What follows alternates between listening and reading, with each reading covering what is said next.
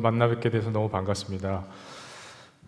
아침에는 제가 인도네시아어로 인사를 슬라맛 빡이라고 했는데 지금은 한 11시, 12시가 다 됐으니까 인도네시아 인사가 좀 바뀌거든요. 인도네시아로 인사를 다시 한번 드리겠습니다. 슬라맛 시앙. 똑같이 하시면 됩니다. 슬라맛 시앙. 인도네시아에서 인사하려면 4가지를 알아야 됩니다. 아침, 그다음에 점심, 오후, 저녁. 피곤하죠? 한국처럼 안녕하세요 이렇게 하면 되는데 저희가 이제 선교지가 이제 8년이 됐습니다. 그래서 지난 8년 동안 저희를 위해서 또 계속 기도해 주시고 또 사랑으로 후원해 주셔서 그곳에서 저희가 어떤 사역들을 또 이루어 왔는지 또 지난 시간 동안 있었던 그 사역의 모습들을 잠시 담아서 이렇게 영상으로 짧게 준비를 했습니다. 그래서 여러분 영상을 보실 때 배선교사 또 그 가족들이 저렇게 했구나라고 보지 마시고 우리가 기도로 함께해서 우리가 함께 또 후원해서 우리가 함께한 그 결실이 이렇게 됐구나라는 마음으로 봐주시기를 부탁드립니다. 알겠죠?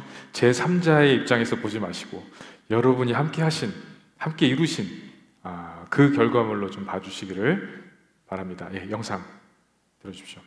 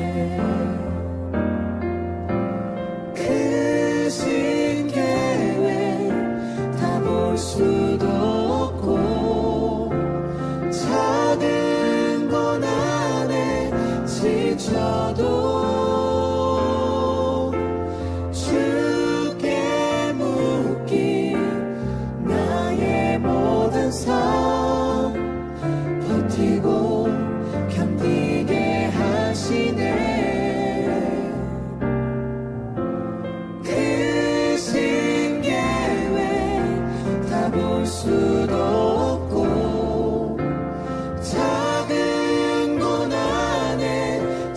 저도 주께 묶인 나의 모든 삶 버티고 견디게 하시네. 은혜 아니면 살아갈 수가 없네. 나의 모든 것 다 주께 맡기니 참된 평안과 위로 내게 주신 주 예수, 오직 예수뿐이네.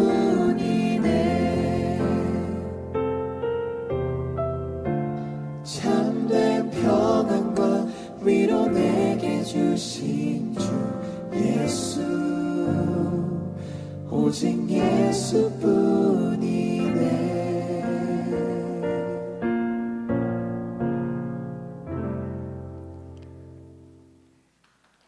감사합니다.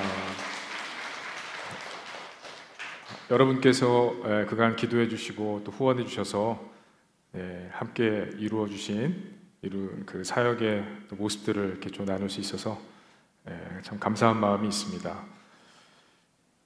참 오토바이를 한 번도 한국에 있을 때 타보지 않았던 제가 그 강 위에 놓여진 언제 무너질지 모르는 그 다리들을 타고 다닐 거라고는 생각을 못했었는데 건강하게 잘 살아 있습니다. 하나님의 은혜입니다. 어떤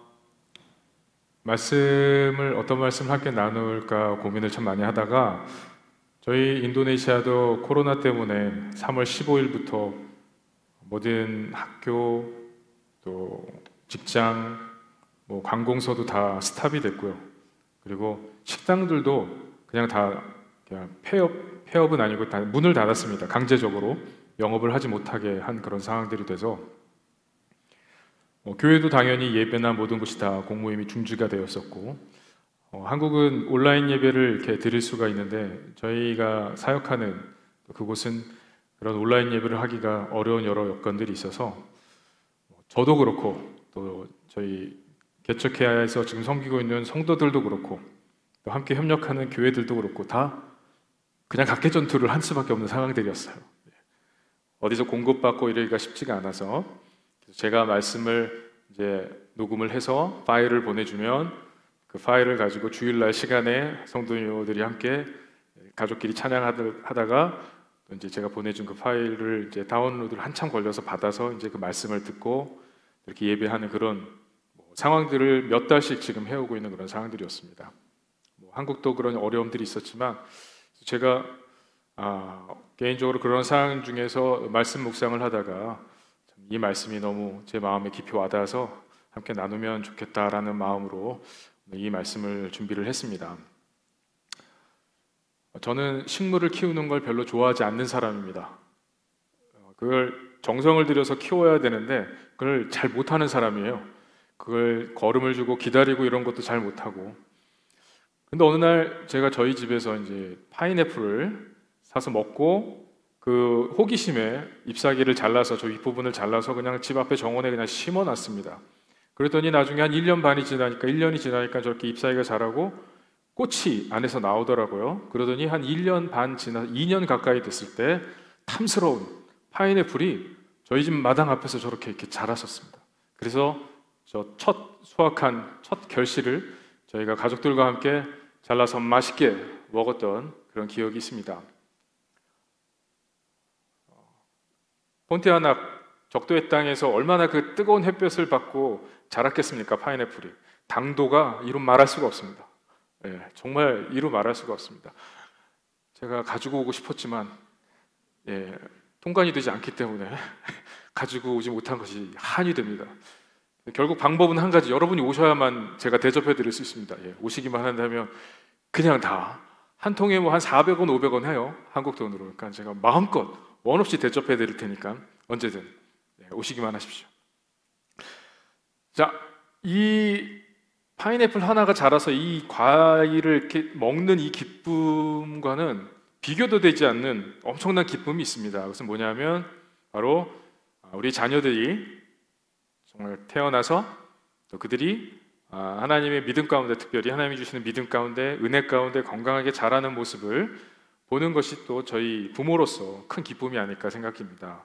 저 어렸던 아이들이 이제는 선교지에 가서 2살, 3살, 4살 때 선교지에 가서 이제는 엄마 아빠의 사역을, 선교지에서의 사역을 돕는 그런 아이들로 이렇게 자라고 또 그런 사역에 큰 힘이 되는 것을 보면서 마음에 큰 기쁨이 이렇게 있었습니다.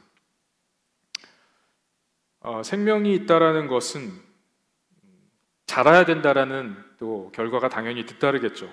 식물이든 동물, 사람이든 생명이 있다라는 것은, 그 안에 생명이 있다라는 것은 공통적으로 그 특징이, 나타나야 될 특징이 자란다, 성장한다라는 것입니다.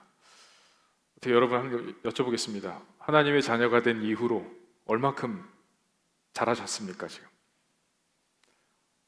자신 있게 대답할 수 있으시겠어요? 하나님께서 우리가 예수 그리스도의 은혜로 하나님의 자녀가 된 후에 하나님이 저와 여러분을 바라보는 관점은 제가 봤을 때 이런 것 같아요. 우리가 아이들을 낳았을 때 그 아이들이 태어났을 때 얼마나 좋습니까? 바라보기만 해도 기쁘고 밥 안 먹어도 배부르고. 그런데 그 누구도 그 아이를 보면서 딱 거기까지만 그냥 자라면 좋겠다. 그냥 내가 언제든 먹여줄 테니까 넌 주는 것만 먹어. 그런 부모님은 아무도 없으시겠죠. 때가 되면 그 아이들이 스스로의 힘으로 그 모든 것을 처리하고 또 성숙한 부모가 되고, 어떤 그런 일련의 과정들을 생각하면서 자녀들이 자라가기를 원할 겁니다. 우리를 구원하신 하나님께서는 당연히 그런 관점으로 저와 여러분을 바라보고 계실 거라고 믿습니다. 지금 이 순간에도 오늘보다 내일, 내일보다 내일 모레, 올해보다 내년, 얼마나 사랑하는 내 자녀가 얼마나 더 자랄까, 그 믿음이 얼마나 더 자라서 나를 기쁘게 해줄까. 하나님의 마음은 좀 그런 마음이 아니실까요? 여러분 어떻게 생각하세요? 자, 그렇다면 저와 여러분이 신앙생활을 하는 데 있어서 반드시 가지고 있어야 할 거룩한 목표가 있습니다. 그것은 무엇일까요? 그것은 영적으로 반드시 성장을 해 나가야 된다라는 거룩한 목표가 저와 여러분의 삶 속에 분명히 있어야 합니다. 사도 바울은 에베소서 4장 13절에서 이렇게 말씀하고 있습니다. 그리하여 우리 모두가 하나님의 아들을 믿는 일과 아는 일에 하나가 되고 온전한 사람이 되어서 그리스도의 충만하심의 경지에까지 다다르게 됩니다. 하나님의 자녀가 된 우리들이 반드시 다다라야 될 그 목적지가 있는데 바로 무엇이라고요? 그리스도의 장성한 분량까지, 그리스도의 충만하심의 경지까지, 즉 예수님을 닮아가야 된다라는 것이죠. 여러분, 사람 믿는 교회 주보 맨 앞에 사람 믿는 교회 타이틀 바로 위에 자그마한 글씨로 뭐가 있는지 다 아시죠? 뭡니까? 덜 종교적인, 더 예수 닮은. 그러니까 여러분은 다른 교회 성도님들하고 더 다르셔야 돼요. 그렇죠? 덜 종교적인, 그러나 더 예수 닮은. 저는 오늘 베드로후서 3장 18절 말씀을 가지고 여러분하고 함께 영적 성장의 키포인트라는 제목으로 우리가 어떻게 하면 영적으로 더 성장을 이루어 갈 것인가 라는 그런 고민을 좀 함께 나누고, 또 그것에 대한 또 해답을 또 여러분과 함께 살펴보기를 원합니다. 베드로후서 3장 18절 말씀, 한 절 말씀인데요, 다 같이 한 목소리로 봉독하겠습니다. 시작. 우리의 주님이시며 구주이신 그리스도 예수에 대한 지식과 그의 은혜 안에서 자라십시오. 이제도 영원한 날까지 또 영광이 주님께 있기를 빕니다. 아멘. 잠시 기도드리시겠습니다. 하나님 감사합니다.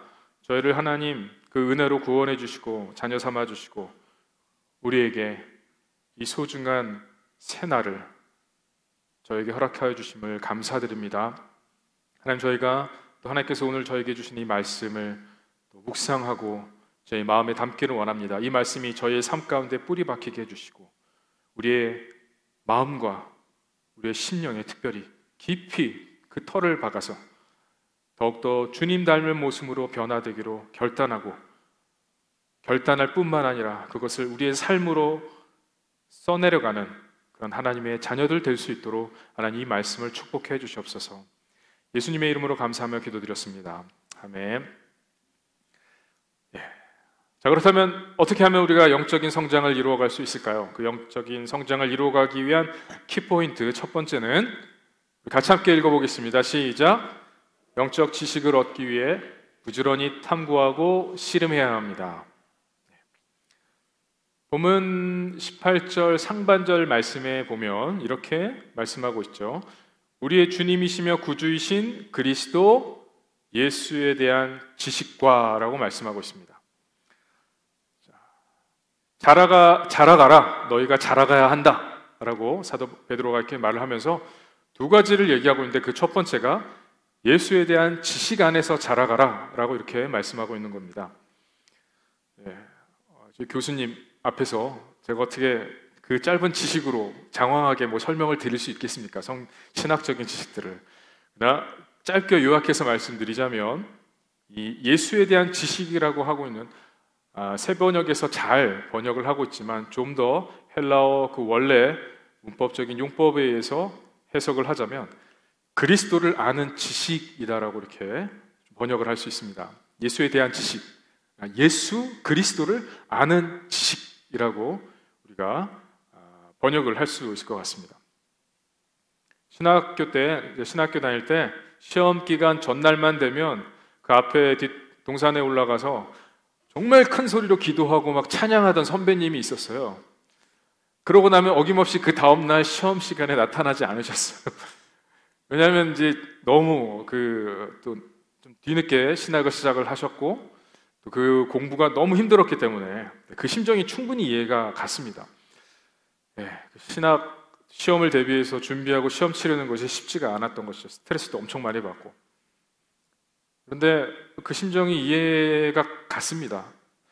때때로 우리는 피하고 싶은 일들이 많이 있습니다. 특별히 아마 저도 그런 경험이 많은데 이 하나님의 말씀을 깊이 있게 정말 묵상하고 깊이 있게 한번 내가 일독해보리라.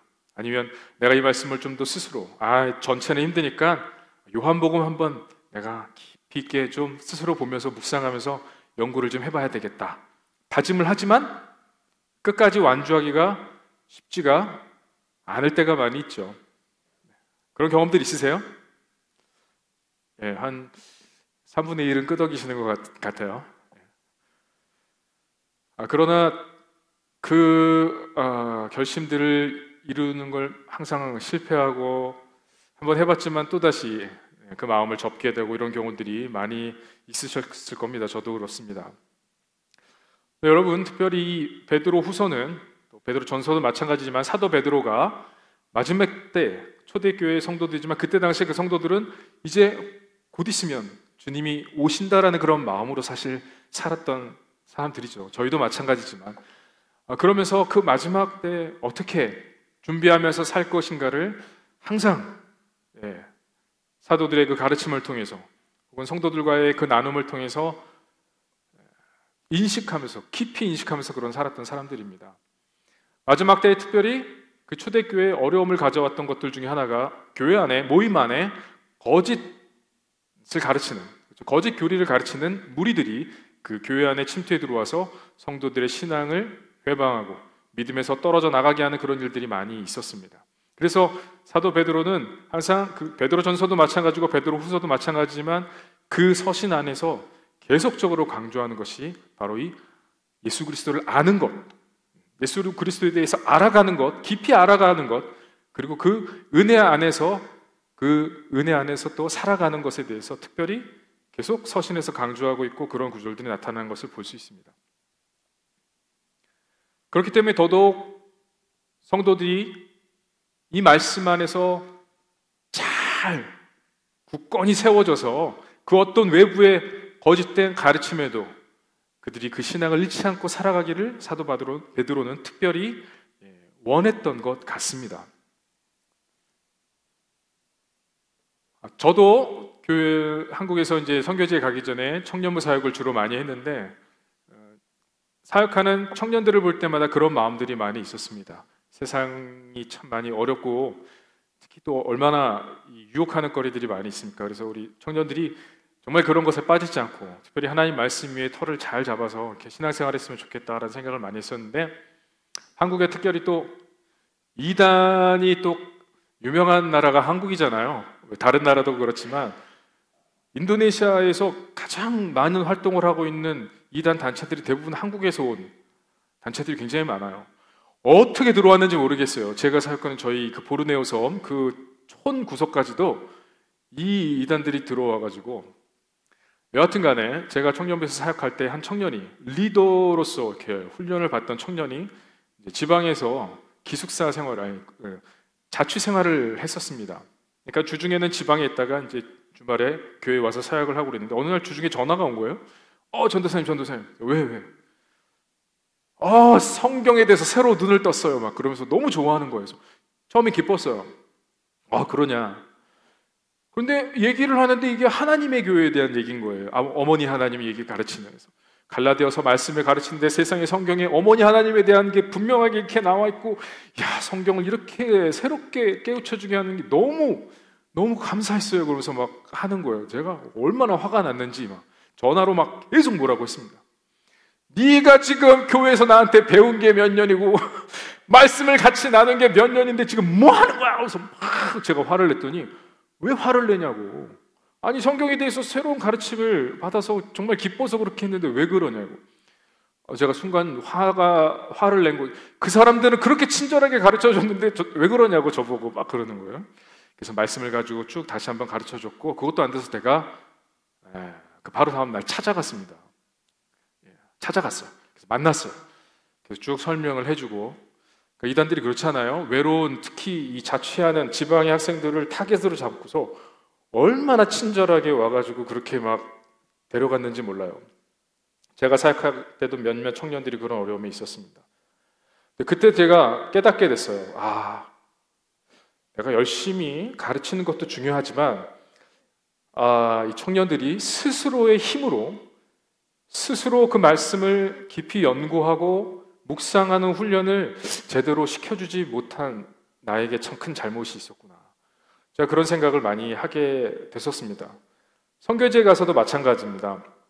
선교지에 가서 제가 오랫동안 있으면서 우리 성도들이 스스로 정말 이 말씀을 깊이 있게 묵상하고, 그런 좀 이렇게 저에겐 한 로망이 있어요. 뭐냐 하면 이제 아무래도 정글에 있는 교회 성도들의 어떤 좀 교육 수준이 좀 어렵고 이러다 보니까 사실 말씀을 스스로 묵상하고 이런 것이 쉽지는 않습니다.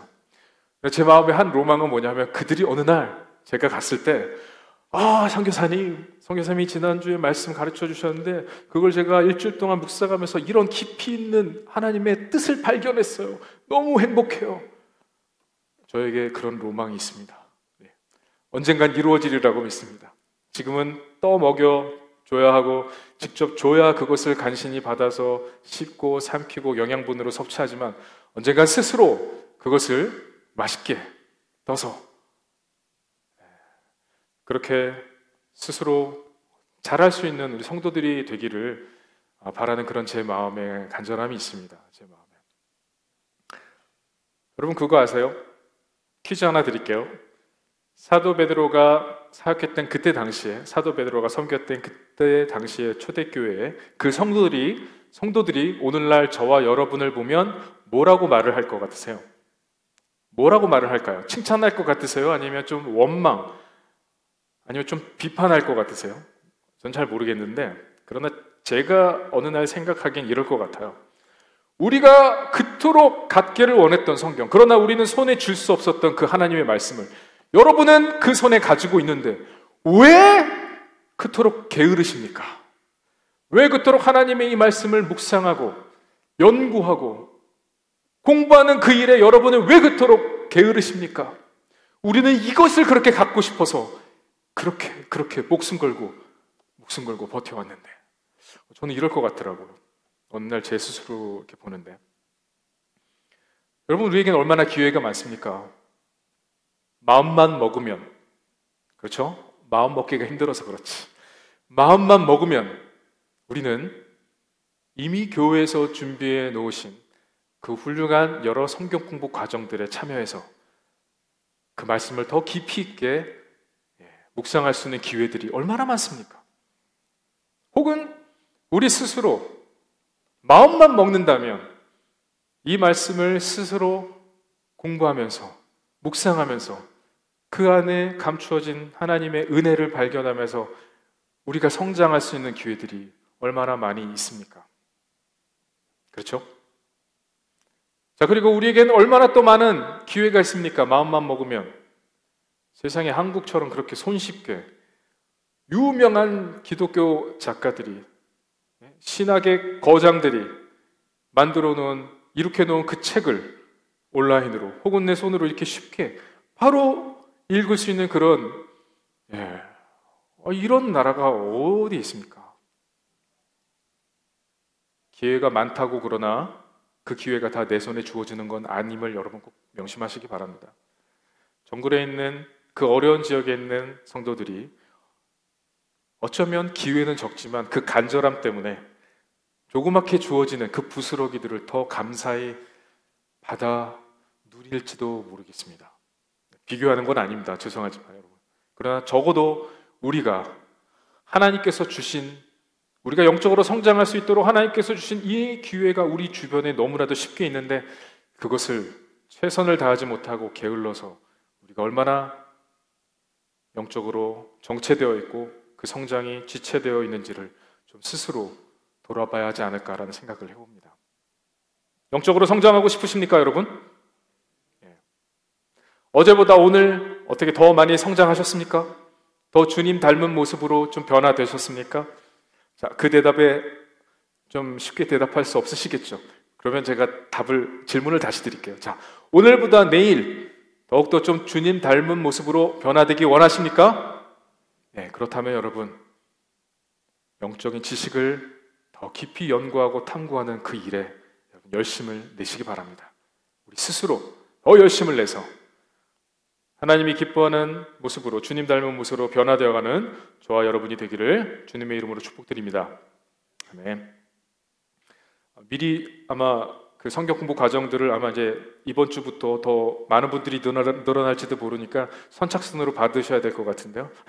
예. 그건 아닌가요? 아니면 반을 더 늘려야 되는 거 아닌가요? 예. 아마 담임 목사님 굉장히 그럼 기쁘실 거예요. 이준 목사님. 저도 얼마 안 됐지만 교회를 개척해서 정글에서 이제 한 4년 이렇게 목회를 해보니까 다른 거 아니더라고요. 담임 목사로서 담임 목회를 하는 사람 할 때 가장 기쁜 것은 성도들이 정말 그 믿음으로 자란 모습 있지 않습니까? 그리고 막 적극적으로 그런 것들을 막 해나가는 모습을 볼 때 늘 수동적이고 가만히 있던 우리 성도들이 스스로 그런 것들을 찾아가고 그 받은 은혜를 나누고 막 본인들이 적극적으로 섬기는 것을 볼 때 가장 행복하더라고요. 그런 여러분들 되시길 바랍니다. 아멘. 자, 영적 성장의 키포인트 마지막 두 번째입니다. 다 같이 함께 읽겠습니다. 시작. 일상의 삶에 드리워진 하나님의 은혜를 깊이 묵상하고 감사해야 합니다. 사도 베드로, 본 베드로 후서를 쓴 사도 베드로는 누군지 여러분 잘 아시죠? 누굴까요? 원래부터 훌륭했던 사람입니까? 원래부터 예수님밖에 몰라서 예수님을 부인하지도 않고 계속 예수님만 충성스럽게 따라다녔던 사람입니까? 어떤 사람입니까? 예수님을 부인하지 않겠다라고 자신만만하게 큰 소리 쳤지만 그러나 결정적인 순간에 예수님을 부인했던 그런 사람이었죠. 이런 베드로와 비슷한 경험은 아니더라도 우리에게 그런 비슷한 경험들이 아마 있을 것 같습니다. 저는 되게 많아요.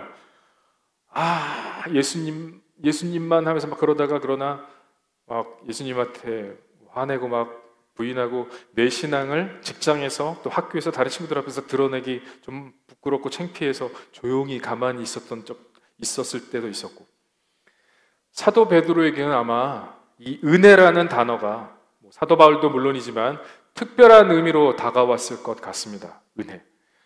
내가 그렇게 했는데 나를 다시 거두어 주신 예수님, 나를 다시 사람을 낚는 그 업으로 나를 불러주시고 다시 써주신 그 하나님의 은혜, 그 예수님의 은혜.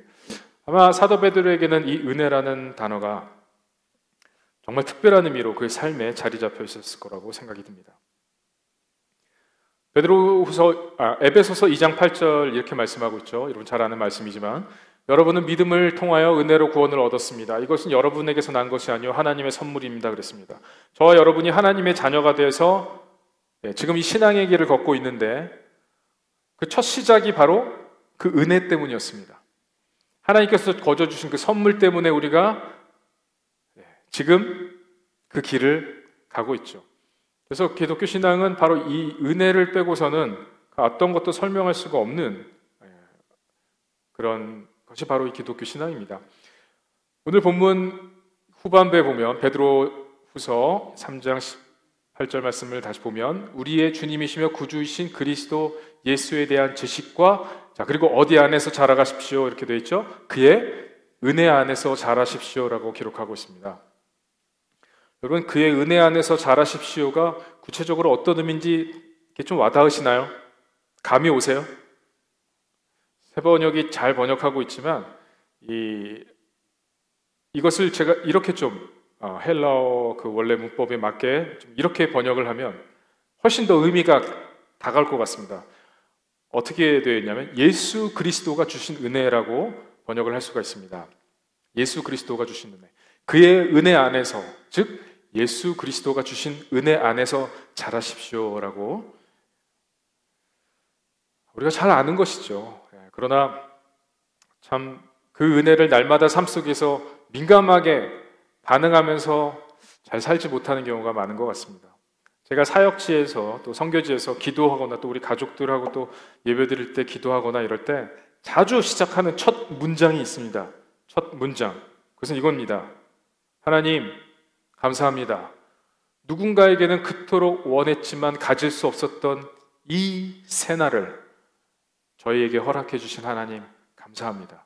하나님께서 거저 주신 이 새날, 하나님께서 호흡할 수 있도록 허락해 주신 이 순간들을 제가 헛되이 보내지 않도록, 우리가 헛되이 보내지 않도록 하나님 이 하루도 하나님 도와주시고 축복해 주십시오.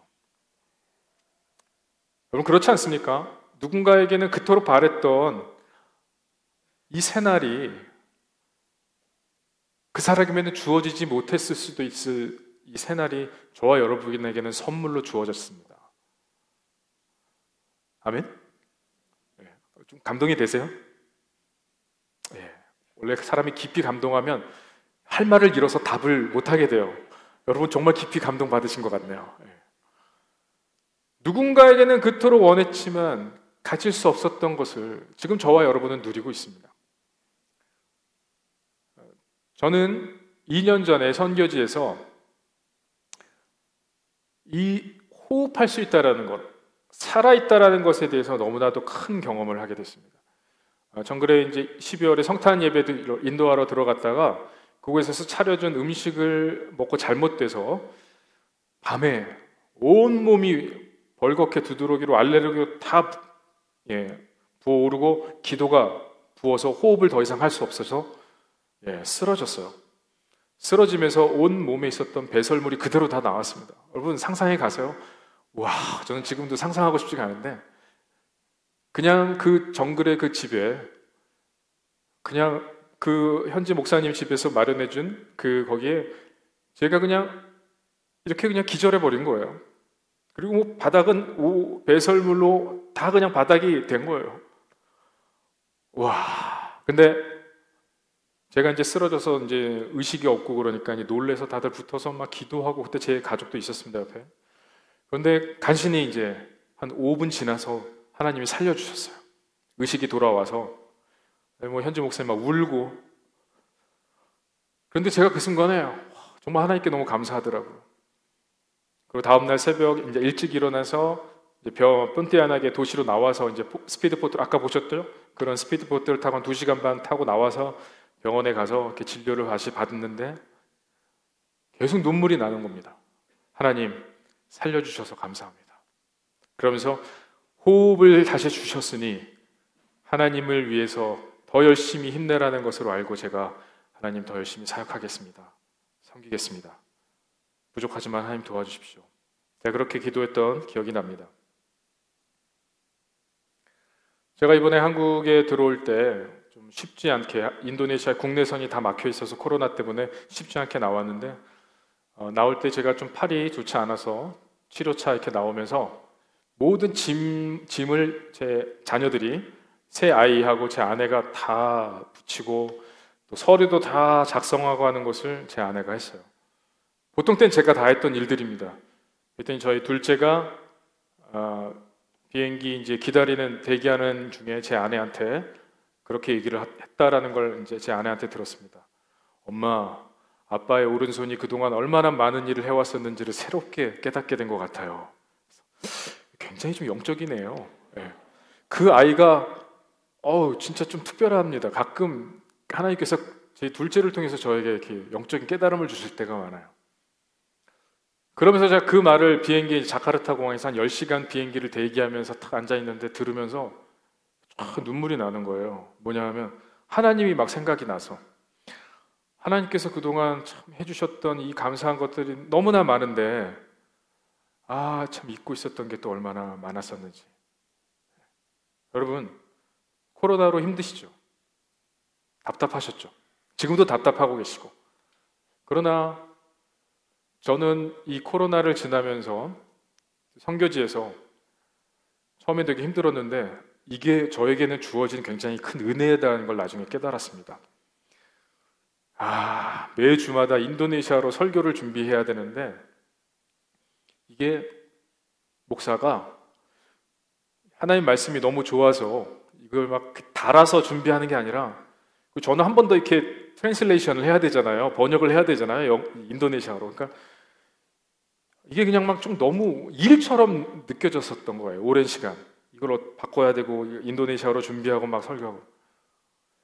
그러니까 내가 어떤 일을 해야 되기 때문에 말씀을 보아왔던 것들이 너무 오랫동안 돼서 그냥 그게 익숙해져 있었던 것 같아요. 잘못된 건지를 모르고. 근데 제가 이번 코로나 때 모든 것이 다 스탑되면서 집에서 있게 되면서 집에서 말씀을 묵상하게 되면서 하나님 그렇군요. 제가 참 잘못 지내왔던 것을 보게 해주셔서 감사합니다 하면서 할 일이 없잖아요. 사역지도 다 닫히고 갈 수 없고 활동을 제한을 주니까 국가가 강제적으로. 근데 감사한 것은 제가 더 깊이 있게 이 말씀을 묵상하고 있더라고요. 그리고 제 성도들한테도 물어봤는데 우리 성도들도 힘들지만 같이 못 만나서 답답한 것 있지만 또 그 안에서 오히려 하나님 말씀을 더 깊이 묵상하고 무엇보다 가족들과 이 신앙을 나눌 수 있어서 더 좋았다라고 이야기들을 하는 성도들을 봤습니다. 우리의 삶에 분명히 한 번도 경험해 보지 못한 어려운 것임은 분명합니다. 그렇지만 이 안에도 이 코로나19 사태 안에도 하나님께서 준비해 놓으신 은혜가 있음을 우리가 잊지 않고 그 안에서 또 우리가 그 은혜를 깊이 묵상하고 감사하며 지나가는 저나 여러분이 됐으면 좋겠습니다. 그렇다면 우리가 이 위기가 지나고 나서 더 믿음이 성장되어서 영적으로 성장되어서 하나님을 기쁘게 해드리지 않을까요?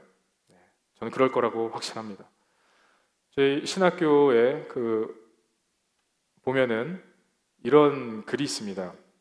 어떤 사람들을 키워낼 것인가라고 하는 그런 선언문에 지성과 영성을 겸비한 인품 있는 영적 지도자를 배출해내겠다라는 그런 목표가 있습니다.